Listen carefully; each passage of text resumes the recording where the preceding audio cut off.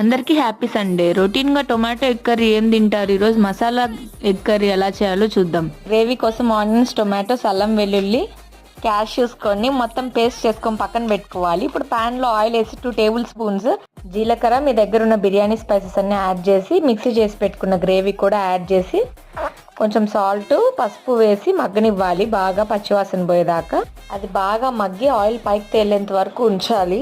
ఆ లోపు బాయిల్ చేసుకున్న ఎగ్స్ అన్ని ఒలిచి పక్కన పెట్టేసుకొని ఇప్పుడు మళ్ళీ తీసి చూస్తే బాగా పచ్చివాసన లేకుండా ఫ్రై అయి ఉంటుంది గ్రేవీ. ఇప్పుడు అందులోనే ఉప్పు, కారం, ఇంకా కొంచెం గరం మసాలా, ఇంకా పైననే నేను కొంచెం కర్రీ లీవ్స్ అయితే వేసాను. ఇంకా బాయిల్ చేసుకున్న ఎగ్స్ అన్ని అందులో వేసేసి బాగా ఫ్రై చేసి కొంచెం వాటర్ పోసి మూత పెట్టేసామంటే ఒక 5 మినిట్స్ అలా ఉంచితే లో ఫ్లేమ్లో కర్రీ అయితే రెడీ అయింది. నాకైతే చాలా ఫ్లేవర్ఫుల్గా అనిపించింది, ఎక్కువ మసాలా లేకుండా.